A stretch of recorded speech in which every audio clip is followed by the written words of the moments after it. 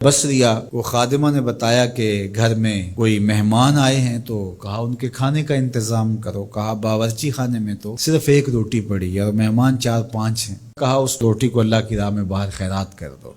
کہا ٹھیک ہے، کر دیا. تھوڑی دیر کے بعد دروازے پہ دستک ہوئی. پوچھا من دق الباب، کون ہے دروازے پہ؟ کہا فلاں کا فرستادہ غلام ہوں، ہمارے آقا نے آپ کے لیے کھانا بھیجا ہے.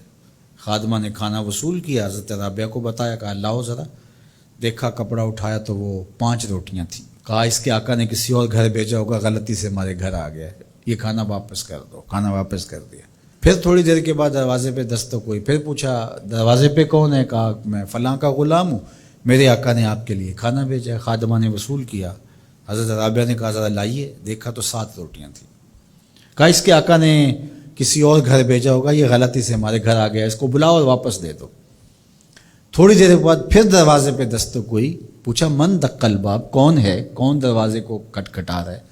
کہا میں فلاں کا فرستادہ غلام ہوں، میرے آقا نے آپ کے لیے کھانا بھیجا اور کہا حضرت رابعہ کو دے کے آنا ہے. خادمہ نے وصول کیا. حضرت رابعہ نے کپڑا کھولا تو 10 روٹیاں تھیں. کہا ہاں یہ ہمارا کھانا ہے. کہا کہ پہلے 2 بھی تو یہ کہتے تھے. کہا کہ میرے رب کا وعدہ ہے جو 1 دے 10 دیتا ہوں. تو پہلے 5 تھیں پھر 7 تھیں. میں نے کہا مالک 10 پوری کرے گا تو تیری بندی وصول کرے گا.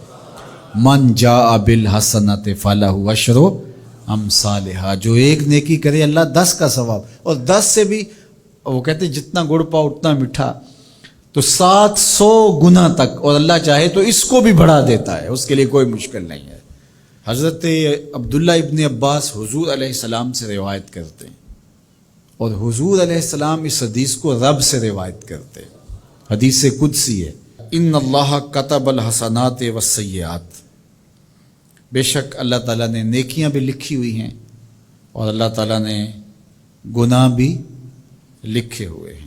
فمن ہم بحسنۃ فلم یعملھا کتبہ اللہ تبارک و تعالی عندہ حسنۃ کاملہ، جس نے نیکی کی نیت کی، اچھا ارادہ کیا، پختہ عزم کیا، فلم یعملھا، لیکن کسی وجہ سے وہ نیکی کر نہیں سکا، سبب ایسا نہ پیدا ہوا، لیکن پکا ارادہ تھا میں یہ کرنی ہے تو کر نہیں سکا. کتب اللہ تبارک و تعالی عندہ حسنۃ کاملہ، اللہ اس کی نیکی کو پوری نیکی، کامل نیکی درج فرما لیتا ہے، اس کے نامہ اعمال کے اندر لکھ دی جاتی ہے نیکی. وَإِنْ ہَمَّ بِهَا فَعَمِلَهَا كَتَبَهَا اللَّهُ عَشْرَ حَسَنَاتٍ إِلَىٰ 700 ضِعْفٍ إِلَىٰ أَضْعَافٍ كَثِيرَةٍ. اور اگر اس نے پختہ ارادہ کیا اور پھر اس نے نیکی کی بھی، تو اللہ تعالیٰ اس کی 1 نیکی کرنے کے بدلے میں 10 سے لے کر 700 گنا تک لکھتا ہے. کی 1 ہے لیکن اللہ نے 10 لکھی، یا 10 سے بھی 700 گنا تک، جتنی اس کی رضا تھی اس کے مطابق یہ لکھ لیا.